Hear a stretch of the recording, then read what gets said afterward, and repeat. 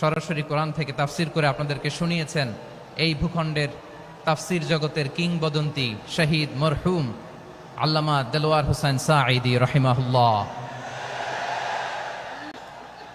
আমরা আমাদের আল্লামার জন্য দোয়া করি, আল্লাহ তাআলা মরহুম আল্লামা দেলোয়ার হোসেন সাঈদী রাহিমাহুল্লাহর জীবনের সকল খেদমাগুলোকে আল্লাহ তাআলা কবুল করে নিক। ওনার কবরটাকে আল্লাহ তাআলা কোরআনের নূর দিয়ে মোনাওয়ার করে দিক। আমি আরো সৌভাগ্যবান যে আমি অত্যন্ত নগণ্য ক্ষুদ্র একজন কোরআনের ছাত্র হয়ে কোরআন থেকে যা বুঝেছি এই কথাগুলো যখন দেশ থেকে দেশান্তরে যেখানেই যাই শোনাবার জন্য লক্ষ লক্ষ দিনী ভাইরা সেখানে উপস্থিত হয়, আলহামদুলিল্লাহ। এবং যারা আসতে পারেন না, এরকম কোটি কোটি বনি আদম পরবর্তীতে সোশ্যাল মিডিয়ার কল্যাণে তারা কথাগুলো শোনেন, আলহামদুলিল্লাহ। আবার এমনও অনেক আছে যারা আমাদেরকে পছন্দ করেন না, তারাও ডায়েরি খাতা কলম নিয়ে মোবাইল নিয়ে ল্যাপটপ খুলে আমাদের আলোচনা শোনেন। আমি তাদেরকেও ভালোবাসি, কারণ আমার স্লোগান হচ্ছে হেরে যাবে ওদের হিংসা, ষড়যন্ত্র, জিতে যাবে আমাদের ভালোবাসা। যারা আমাদের বিরোধিতা করে, আমাদের ব্যাপারে ঘৃণা ছড়ায়, তাদের জন্য আমাদের বুক ভরা দরদ আর ভালোবাসা আছে না নাই? কারণ ভালোবাসা দিয়ে যা জয় করা যায়, কঠোরতা দিয়ে তা পারা যায় না। তো যারা বিরোধিতার জন্য আমাদের আলোচনা শোনেন তাদেরকে ওয়েলকাম। যারা আমাদের আলোচনা আউট অফ কনটেক্সট নিয়ে এক জায়গার মাথা আর এক জায়গার লেজ জুড়ে দেন, তাদেরকে ওয়েলকাম। গত সপ্তাহে আপনারা জানেন খুলনা বিভাগের প্রোগ্রাম আমি দিয়েছিলাম যশোরে আদ্দিন ফাউন্ডেশনের উদ্যোগে। তো যশোরের প্রোগ্রামের এক ভিডিওর পেছনে আমাদের কিছু দিনী ভাইরা 6 বছর আগের এক অডিও ব্যাকগ্রাউন্ডে জুড়ে দিয়ে বিভ্রান্তি ছড়ানোর জন্য সোশ্যাল মিডিয়াতে ছড়িয়ে দিয়েছে। তো তাদের প্রতিও আমাদের কোনো রাগ নাই, ক্ষোভ নাই। তারা হয়তো দিনী তাকাদা থেকেই করেছে, কিন্তু তারা হয়তো বুঝতে পারে নাই এই যে রিসেন্ট আলোচনার ভিডিওর পেছনে 6 বছর আগের অডিও জুড়ে দেওয়া, এটাকে বাংলায় বলে প্রতারণা। কি বলে? প্রতারণা, ধোঁকাবাজি।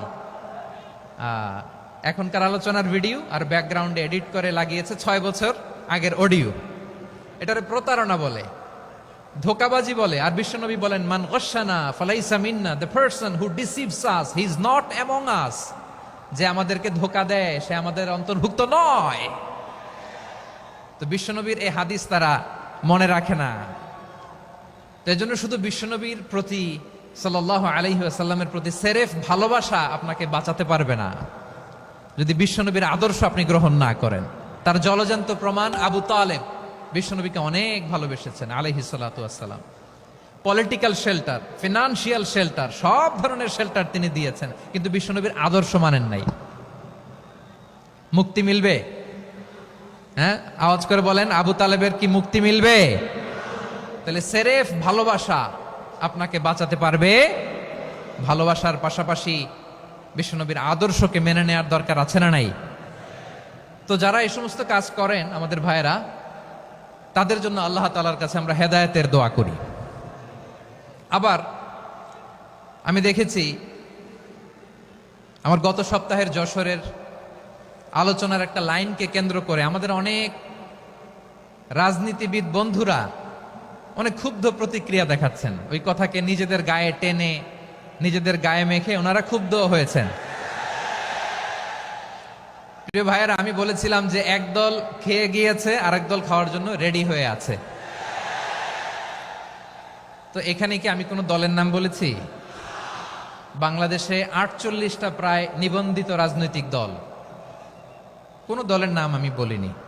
কথাটাকে আমি জেনারেল রেখেছি। দায়ীদের বৈশিষ্ট্যই এটা, দায়ীরা জেনারেলি কথা বলে, যার যেই মেসেজ নেয়ার তারা সেখান থেকে নিয়ে নেয়।